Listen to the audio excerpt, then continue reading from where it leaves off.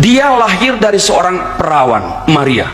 Karena memang Allah membatasi dirinya. Ini bagaimana mungkin Allah yang adalah akbar, yang besar, yang agung itu kok bisa menggunakan kandungan seorang namanya Maria? Jadi Yesus Muslim, dia membawa agama Islam. Tidak ada seorang historian, seorang ahli sejarah yang bisa membuktikan cacat celahnya barang satu saja dari pribadi Yesus. Saya mengawali dengan presuposisi bahwa kealahan Yesus itu tidak bergantung pada pengakuan orang. Orang Kristen mengaku dia Allah atau tidak mengakui dia sebagai Allah, dia tetap Allah. Ini yang presuposisi yang mendasar. Sekali lagi, kealahan Yesus itu bukan karena ada pengakuan manusia. Maka kalau toh dia tidak diakui sebagai Allah, bukan berarti dia bukan Allah. Dalam arah itu, saya ingin mempertajam mengenai presuposisi ini, bahwa kalau tidak ada misteri dalam kaitannya dengan Allah, maka dia bukan Allah. Kalau ada keyakinan kita kepada oknum atau kepada yang namanya Allah, namun dalam keyakinan itu kita tidak menjumpai misteri, dia bukan Allah. Kenapa? Dia sama kita, yang dapat dimasteri, yang dapat dikuasai. Ya, kalau sesuatu yang kita tidak bisa kita kuasai, dia menjadi Allah, dan dia adalah Allah. Saya baru sempat mengajar program S2, saya sampaikan begini: kita bersyukur oleh karena Allah menciptakan manusia menjadi Allah, yaitu menjadi Allah bagi ciptaan yang lain, bagi tumbuh-tumbuhan, bagi pohon, bagi hewan. Kita menjadi Allah bagi mereka. Maka itu jangan memberhalakan pohon dan hewan. Konsepnya itu. Masih dalam arah presuposisi, kami mempunyai keyakinan bahwa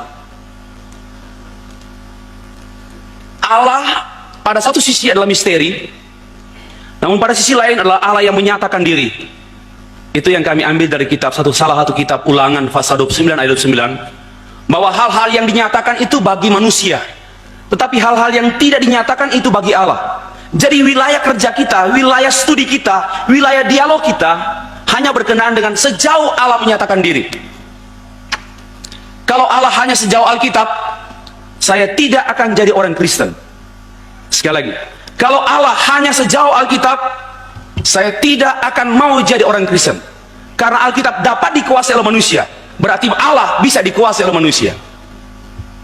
Sorry, saya bukan emosi, tetapi ini karakter saya. Orang Manado. Saya biasa main sinetron di pohon-pohon. Nah. Jadi seperti itu.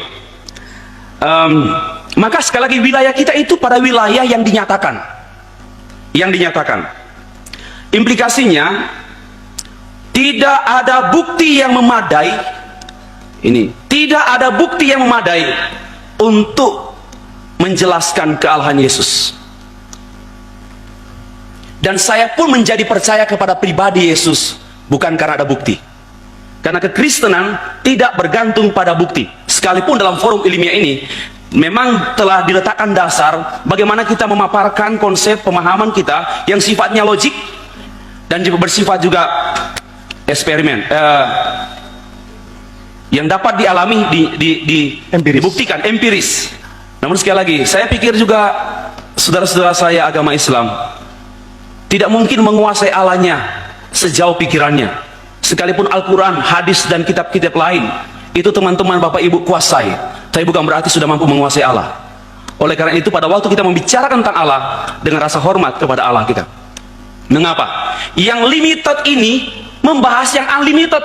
It's impossible. Tidak mungkin. Nah, saya lompat lagi.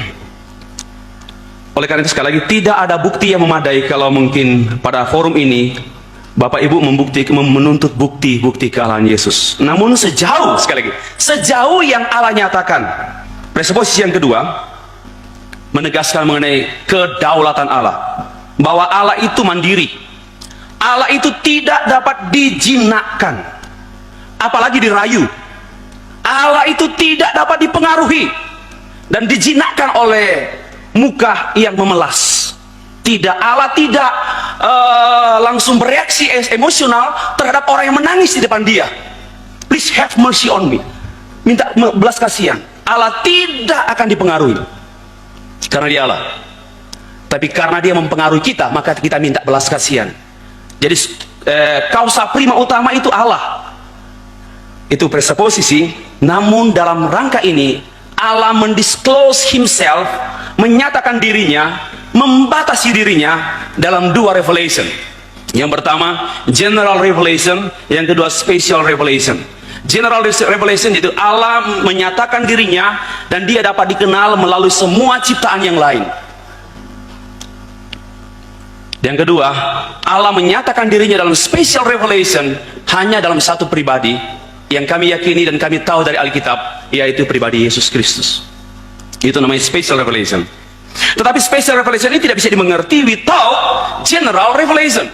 Karena special revelation ini diwadahkan, diakomodir dalam general revelation. Mengapa pribadi kedua menjadi manusia? Kok Allah jadi manusia? Bagi saya hal yang saya sulit pikirkan, manusia jadi Allah. Itu yang saya tidak bisa terima dengan akal. Tetapi yang logis, Allah yang jadi manusia, itu logis. Allah jadi manusia, itu mengungkapkan kealahannya. Dan tidak ada manusia yang jadi Allah kecuali dukun. Hukum atonement. Mengapa harus mati disalib? Karena dia sudah membatasi diri.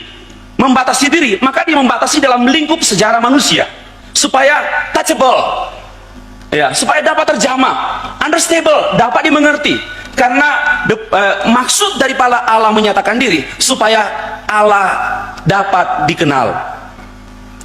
Dan dia masuk dalam seluruh aspek hidup manusia, termasuk berkenaan pada waktu itu Allah menyatakan diri dalam konteks Timur Tengah, bukan dalam konteks Songgokerto.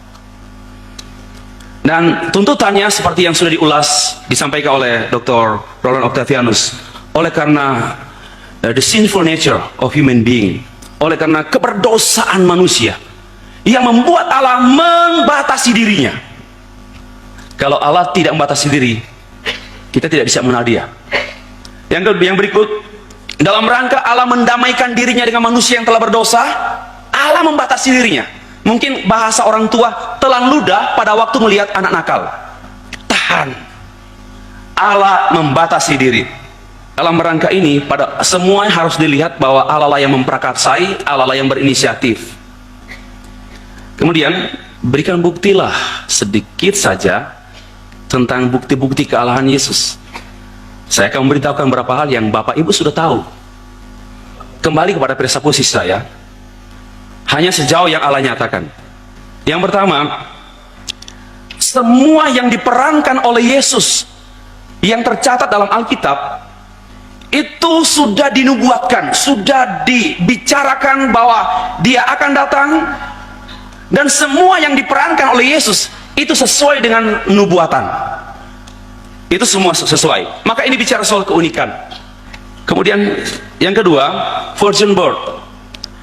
Dia lahir dari seorang perawan, Maria.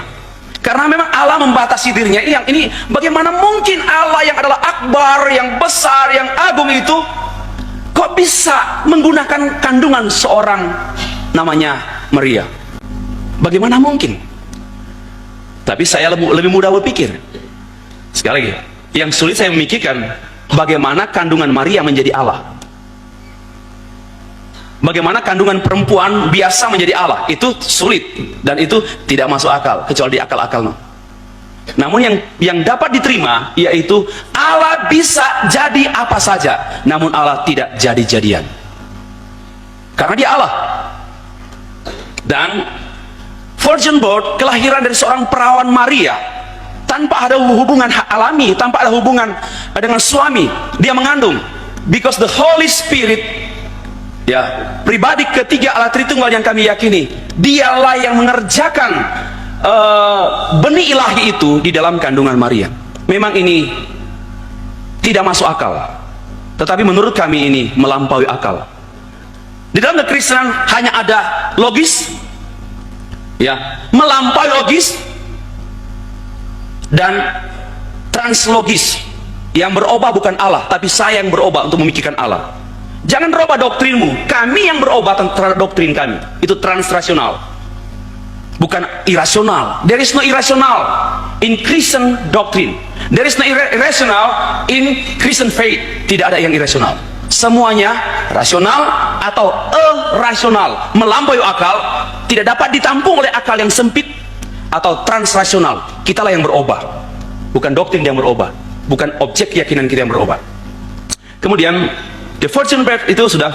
Yang kemudian heavenly saying, satu pernyataan ilahi pada waktu Yesus dibaptis, memenuhi semua hukum yang ada di konteks agama Yahudi. Ada heavenly saying, inilah anakku yang kukasihi, kepadanya lah aku berkenan. Ini singkat-singkat saja. Yang ketiga, sepanjang kehidupannya dia hidup menderita, dan klimaksnya di kayu salib. Dan kematiannya di kayu salib itu bukan dalam rangka kematian Allahnya, tetapi dalam rangka menebus. Dia membatasi diri, dan klimaks pembatasan diri Allah itu pada waktu disalib dalam rangka mengganti. Ini ada hukum atonement, ada hukum penebusan. Saya pikir tidak ada waktu untuk menjelaskan itu. Sekali lagi, itu semua 12 SKS. Kemudian dia mati dan dia bangkit, karena dia memiliki hidup dari dirinya sendiri. Dia mati dan memang sungguh-sungguh mati, bukan pura-pura mati. Dan dia juga bangkit. Ini sebagai dasar untuk keyakinan orang percaya mengenai kebangkitan orang percaya. Itu yang kebangkitan dan kenaikan. Setelah dia bangkit, dia naik ke surga dalam rangka mempersiapkan tempat. Itu yang kami yakini. Ini sederhana saja. Kalau mau lihat uraian teologis dan filosofis itu butuh waktu. Sekali lagi, dia pergi mempersiapkan tempat untuk kita yang percaya. The last one, kami yakin He will come again. Dia akan datang lagi untuk menjemput kami yang percaya. Saya tidak mengatakan kita yang percaya. Sekali lagi, saya tidak memprovokasi. Kami yang percaya, dan kami juga tidak memonopoli. Nah, saudara yang dikasih Tuhan, terakhir saya jelaskan bahwa tidak ada seorang historian, seorang ahli sejarah yang bisa membuktikan cacat celahnya barang satu saja dari pribadi Yesus. Itulah yang mengungkapkan tentang kealahannya. Tidak ada cacat sedikit pun, tidak ada tindak kriminal, dan tidak ada tindakan amoral yang diperankan, dan belum ada seorang ahli sejarah yang mencatat mengenai hal ini. Sampai di sini uraian saya kembalikan kepada moderator.